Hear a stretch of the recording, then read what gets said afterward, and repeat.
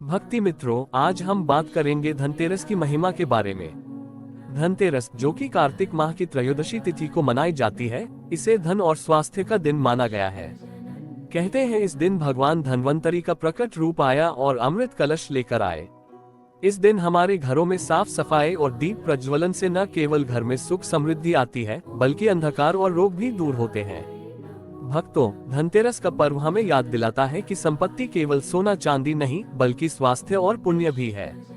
धनतेरस का महत्व। धनतेरस के दिन भगवान धन्वंतरी ने सर्वोत्तम औषधियों के साथ अमृत कलश प्रकट किया था, इसलिए इसे आयु और स्वास्थ्य का पर्व भी कहते हैं। पौराणिक कथाओं में वर्णित है कि नरकासुर के विनाश के समय भगवान श्री कृष्ण और देवी लक्ष्मी की कृपा से ही आयु और धन की रक्षा हुई। इस दिन सोने, चांदी, गहने या नए बर्तन खरीदने की परंपरा है। लेकिन याद रखिए, ये सिर्फ भौतिक संपत्ति नहीं, बल्कि हमारे घर में सुख, शांति और पुण्य लाने का अवसर है। भक्तों, धनतेरस हमें ये सिखाता है कि सच्ची संपत्ति का स्रोत भक्ति, स्वास्थ्य और पुण्य है, न कि केवल धन। घर की तैयारी और पूजा। धनतेरस के दिन घर को साफ और सजाया जाता है।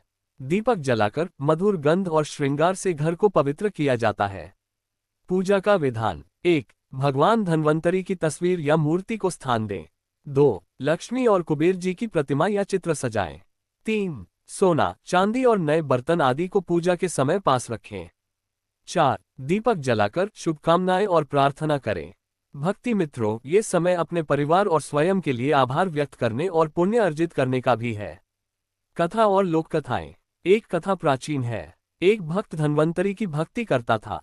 उसकी गरीबी के कारण वह किसी को सोना या चांदी नहीं दे पाता था, परंतु उसकी भक्ति और मन का पवित्रता देखकर भगवान धन्वंतरी स्वयं प्रकट हुए और उसे अमूल्य आशीर्वाद दिया। कथा से हमें यही शिक्षा मिलती है कि ईश्वर की भक्ति में सच्चाई और श्रद्धा ही सर्वोच्च है। उपसंहार और संदेश। भक्तों, इस धनतेरस पर याद रखिए, धन का सही उपयोग पुण्य और भलाई के लिए करें। घर को दीपों और स्वच्छता से सजाएं। स्वास्थ्य और आयु की रक्षा के लिए भगवान धन्वंतरी का स्मरण करें। और सबसे महत्वपूर्ण, सच्ची संपत्ति आपकी भक्ति, पुण्य और स्वास्थ्य है। तो आइए इस धनतेरस पर हम सभी के लिए सुख, शांति और समृद्धि की प्रार्थना करें। हर हर महादेव।